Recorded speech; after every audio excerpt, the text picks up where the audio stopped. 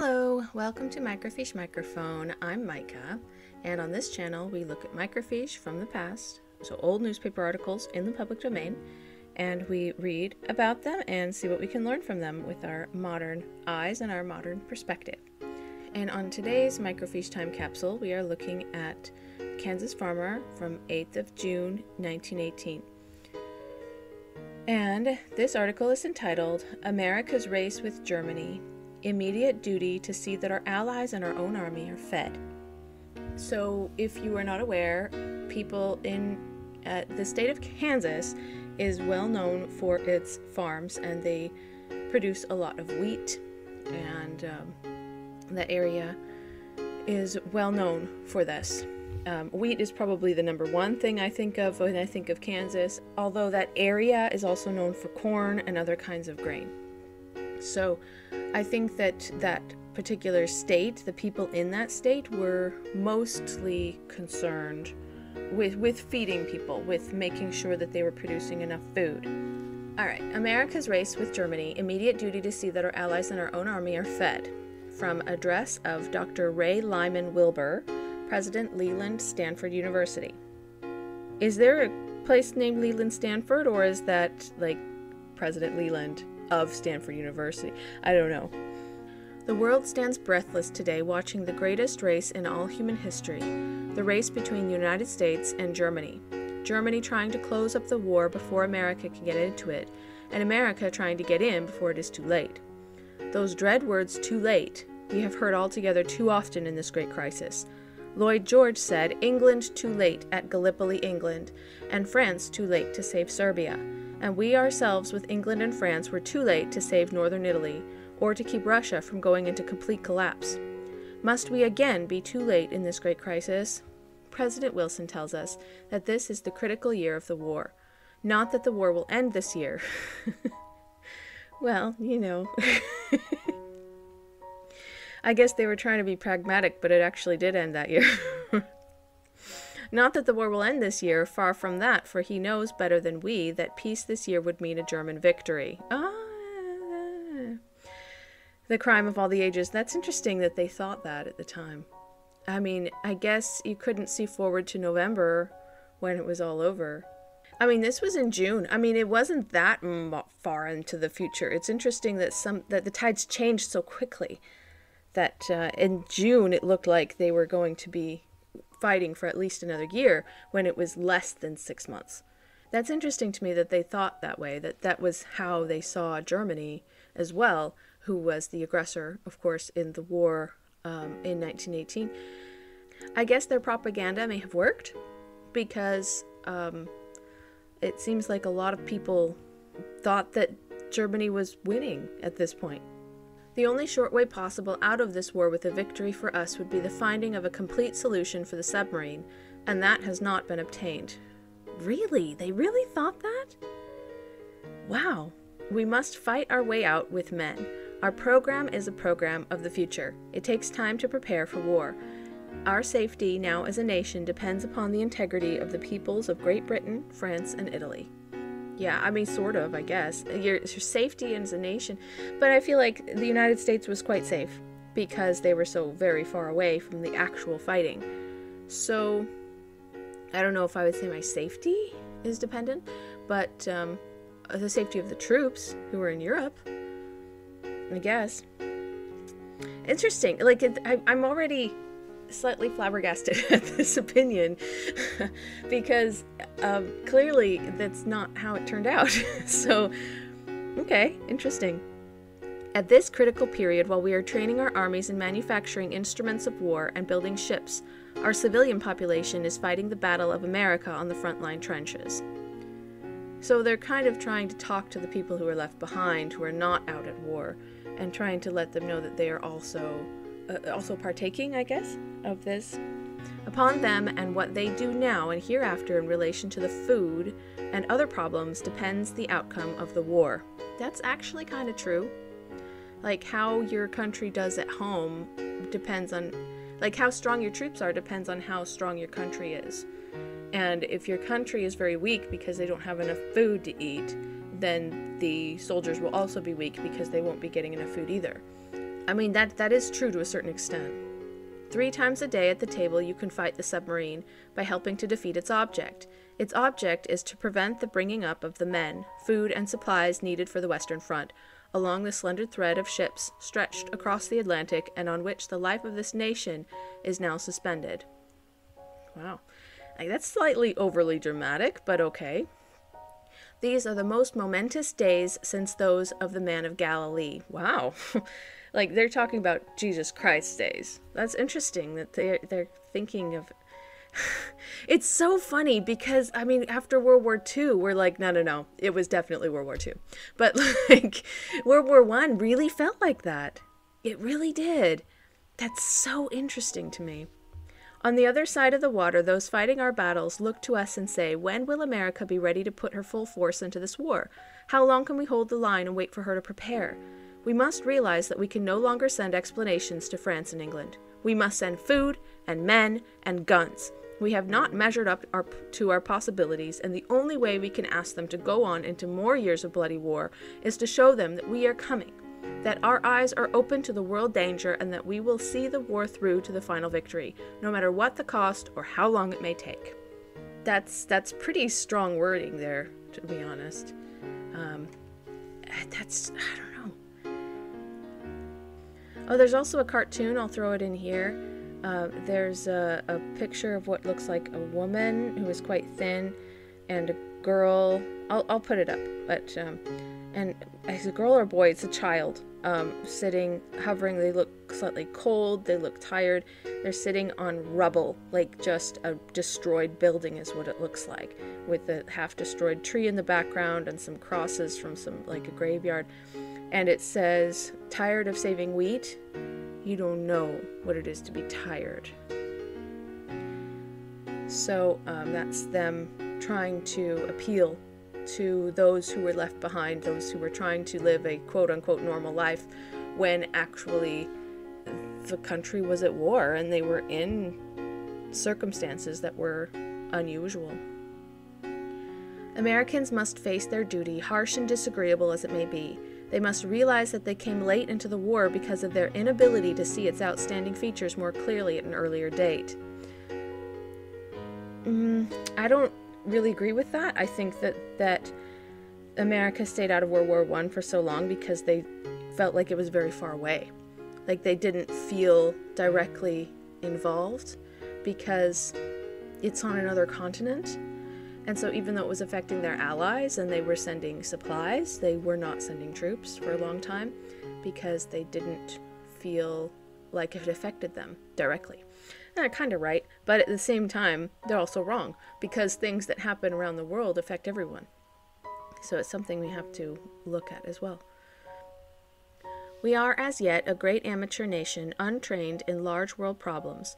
We have acted somewhat like the big athletic boy who is slated for a contest with a professional, and who spends some of the time he ought to put into training, every muscle and every nerve, hoping that the professional will die of heart disease before the contest comes off.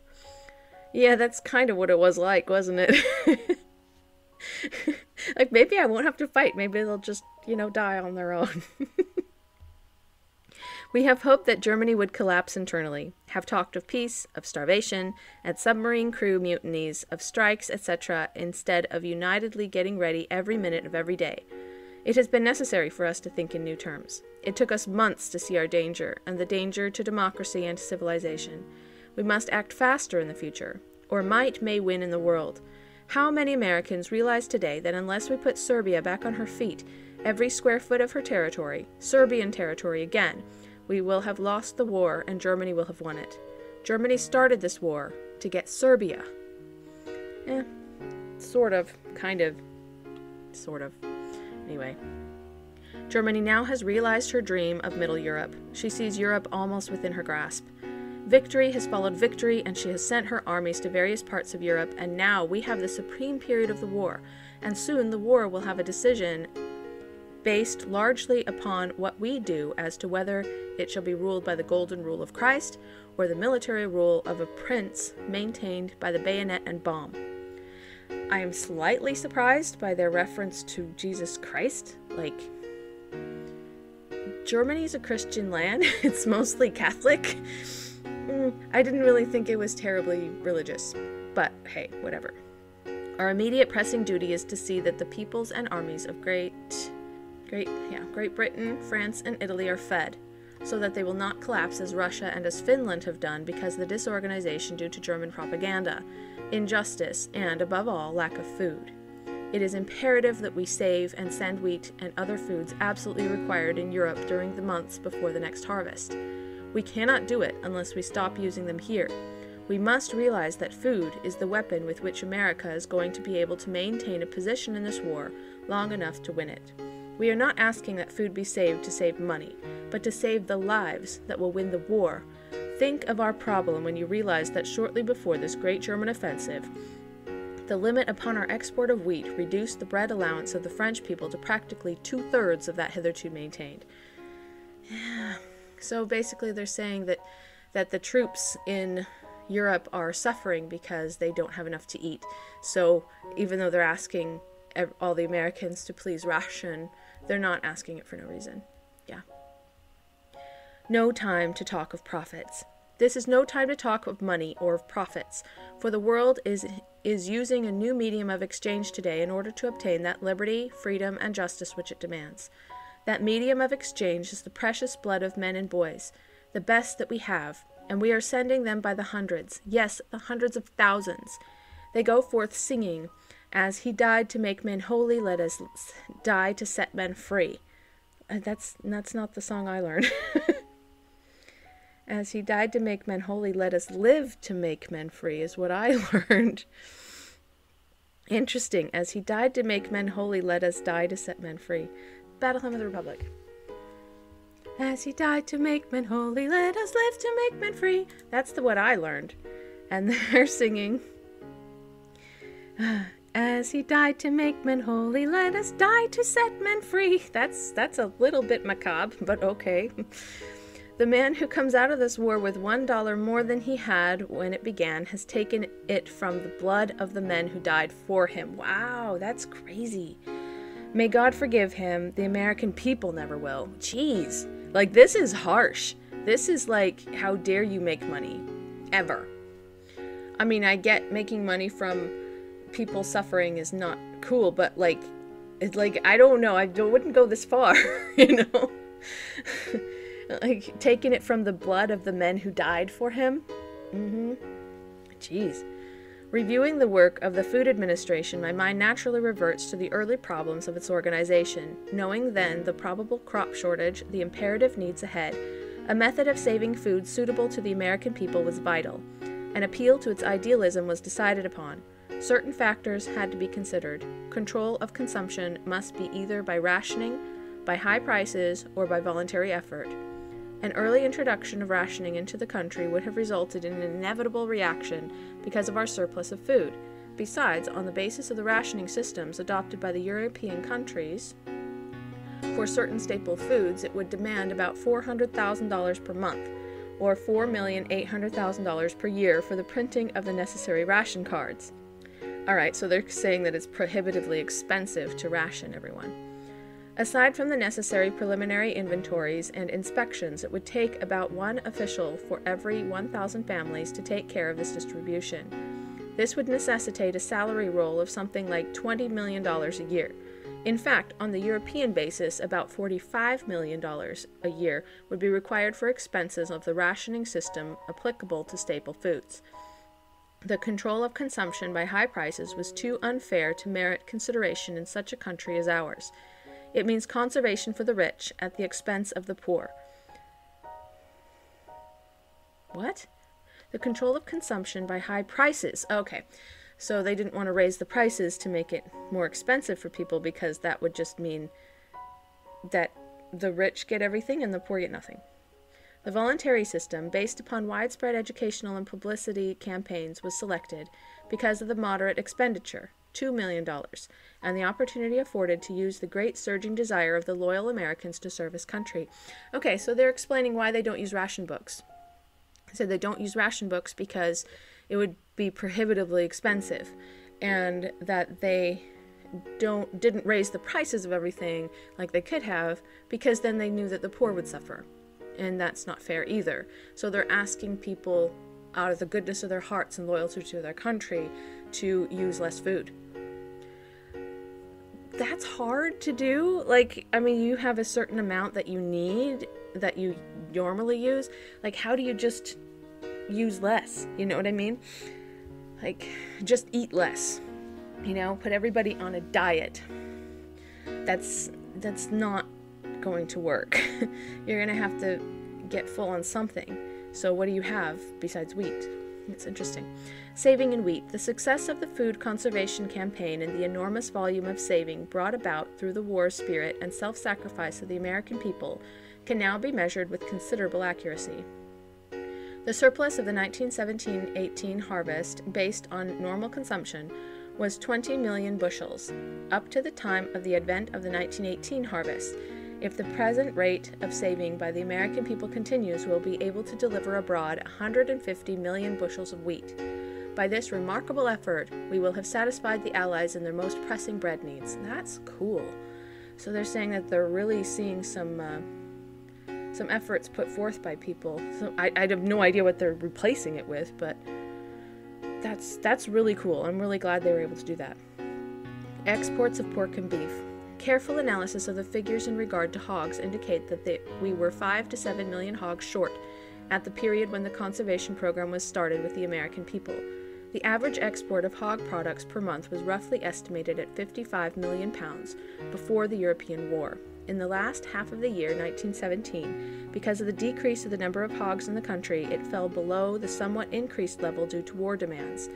In March 1918, we were exporting 300 million pounds per month. Wow, that's way higher. And can see our way clear with the present saving and production to go forward at this rate for an indefinite period. That's really impressive. We have now in storage 1.1 million pounds of pork products, which provides an ample reserve for a steady flow to meet the Allied demands, as well as the demands of this country. This represents wholly the voluntary conservation of the country, as it does not reflect the present increase in the hog population. Very good. Before the war, we were exporting 2 to 3 million pounds of beef monthly. After the European War began, there was an increase of 23 million pounds per month. Jeez. Like 2 to 3 million up to 23 million. Like, that's a huge jump. Now we are exporting 130 million pounds of beef per month. That's very impressive.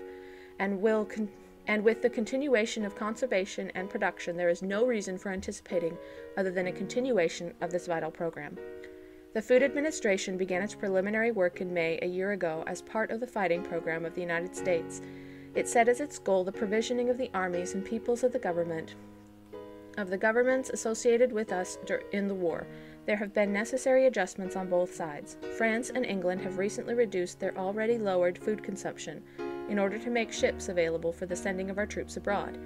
If the American people continue their present voluntary food-saving plan, and nature is kind to us in the coming harvest, we cannot only care for the needs of our own people and our army and navy, the needs of the fighting armies in Europe, and the civilian population back of them, take care of such of the famished people in the war zones as are available by the existing shipping, but can build up the necessary reserve of food absolutely vital for future success. That is extremely impressive. They're saying not only can we feed everyone at home, all of our armies and navies, all of our allies, but also all of the refugees. And we have some to put away. Like, that's crazy. The winning of the war depends on the development of the great offensive strength on the part of the United States. This offensive must include ships, men, supplies, and food. With the increase in the size of our army, there is a necessary decrease in our productive capacity in food. Harvests are bound to vary with seasonal changes. The only safe procedure for us and for the Allies is to provide enormous reserve stocks of staple foods both in Europe and here to meet any emergency. Well, I mean, that's the ideal situation, isn't it? I mean, you can't always count on that, but of course that is definitely a good thing, positive thing. In a later period of the war, we have to stop in a critical phase of it in order to put unusual emphasis upon agricultural production might be fatal to our final success. That's also true. We mentioned that before. There must be no letdown in the program of conservation with the new harvest. Heartened by our success and the spirit of devotion and self-sacrifice shown by the American people, we must go ahead more than ever convinced of our responsibility to those who fight with us and to those unfortunate peoples who look to us as the only source of the food supply necessary to keep them from destruction. We have to keep the plate of the soldiers of the Allied armies full. That is the ultimate goal to be attained by the food-saving program of the American people. Pledged to war of victory. We must realize that we are deeper in this war than any other nation. I disagree. Completely 100% disagree with that statement. For we have said through our president that our peace is to be with the German people, not with the Hohenzollern. Okay, if you're not aware, Hohenzollern is a group of people. It's like they were basically the royalty of Austria-Hungary and Germany. So, interesting that they specifically mention them. We have then the problem of providing the additional offensive strength needed to defeat the greatest warlord in history. Okay. Because honestly, is there anybody listening who can, off the top of their head, without Googling it, tell me who was the leader of Germany during World War I? So calling them the greatest warlord in history, like, today is one of those where you're like, no, they weren't the greatest warlord of history. Definitely not. This is pre-Hitler, so no, not the greatest warlord in history. Okay, it's hindsight's 20/20, maybe up to that point, yeah. But there's been much worse people since then. With millions of trained veterans under his control, to do this, we must see the issues clearly and back up those at the front by our actions each hour of each day. The morale of the fighting armies will settle this war. We must see that the morale of our men and that those who fight with us is kept at high tide. We can do so if they can feel our support all of the time. Now is the great opportunity of the American people to demonstrate that our form of government is a success. If we do not, all of us at once, voluntarily and willingly get behind those who fight and die for us in every phase of our life, and now particularly realize that wheat is powder to win the war, then we are going to fail in this, our immediate pressing duty, and be a despised and humiliated nation. 6 months from today, we must be a great, united democracy, fighting our way forward toward a final victory. Well, 6 months from that day, the war was over. So, yeah, interesting. Now, there are a couple things going on here. There's, first of all, saying, we've done a really good job, everybody, pat on the back. We've made so many amazing strides, and they're just saying, look at how very important this work is, which I'm good with. Like, so far, so good. Like, all of the things they're saying were good. And then you come to the shaming part. You're going to shame people if they don't do it. There were several points where they were shaming people. This one up here says, the man who comes out of this war with $1 more than he had when it began has taken it from the blood of the men who died for him. May God forgive him, and American people never will. Like, that's some serious shaming there. Yeah, and then at the end, it says, now particularly realize that wheat is powder to win the war. Then we are going to fail in this, our immediate pressing duty, and be a despised and humiliated nation. And then the picture that they put up, tired of saving wheat, you don't know what it is to be tired. That's all shaming tactics. I understand that one person is tired. That doesn't mean another person is not tired, and I think that this comparison of how tired you are is not very fair. And it's okay to be upset that you had to go on rations. It's not okay to shame people because they're upset by it. You know what I mean? I think that, you feel the way you feel. Just because you're not in the same situation as someone else doesn't mean that you're not allowed to feel the way you feel. It's like, I have children. Like, when I was pregnant, I remember early pregnancy, one of the symptoms of early pregnancy, first 3 months of pregnancy, is fatigue. It's pretty common. It's called first trimester fatigue. But whenever anyone, any pregnant woman in the first trimester says, wow, I'm just so tired, then somebody who already has children, and this is not their first rodeo, will say something like, you don't know what tired is, because after the child is born, that's when you're tired. Just because one person is tired doesn't mean that another person is not allowed to be tired. You know, this is not a contest. This is where there's one winner. So I feel like it's a similar kind of a thing here. This, like, the refugees, of course, are suffering immensely, but that doesn't mean that the people back at home are not suffering. Like, they are trying to help them understand that the suffering of the refugees is a bigger deal, and they could die if we don't do something to help them. And in that sense, I mean, that's a good thing to do. Be like, yeah, I know that you're tired of this, but there are people who need it more than you. That's one way to go about it. But this shaming of, you don't know what tired is, like, that's, I don't like that strategy at all. I'm glad that I was going to say, I was glad that we've moved on from this. I don't think we have.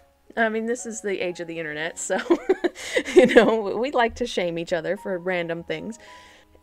I just don't like that strategy at all in any way, shape, or form. I am very, very proud of the country for stepping up and really donating lots of food. I wonder how much of the food that, like, because the amount that was donated that got sent to the war was huge, which makes me think that they're using their stores. You know, we have some saved up, we have some put aside. I don't think that was all from the same harvest, and I don't think they could keep that up forever. So, I mean, if I were to hazard a guess, because that amount went from a relatively reasonable, maintainable amount to like 10 times as much overnight almost. I mean, where are you going to get that? You have to plan ahead for something like that. You have to specifically plant more wheat. You have to specifically, like, you know, go farther and do more. So, I feel like that's not very practical, yeah? Anyway, I found that article extremely interesting. I also find it interesting that they said that ration books were prohibitively expensive, because they did set up rationing in World War II. But they were for specific things. I don't think that everything was rationed. I know that gasoline was rationed, and I know that coffee was rationed. Tobacco, I believe, because they were always sending it to the soldiers. And I know that cigarettes was one of those things that they got in their, like, boxes. Like, that's the thing that they got. Yeah, this was quite eye-opening. I find this very interesting, just from beginning to end. They go from praising to shaming and everything in between. Like, keep it up, or else, you know, you're a bad American. Anyway. So I think that this could have been written in a less abrasive way, but at the same time, it was part of the culture and times, you know. So I hope you enjoyed that Microfiche time capsule going back to 1918. Please like and subscribe the video, and I will see you in the next video.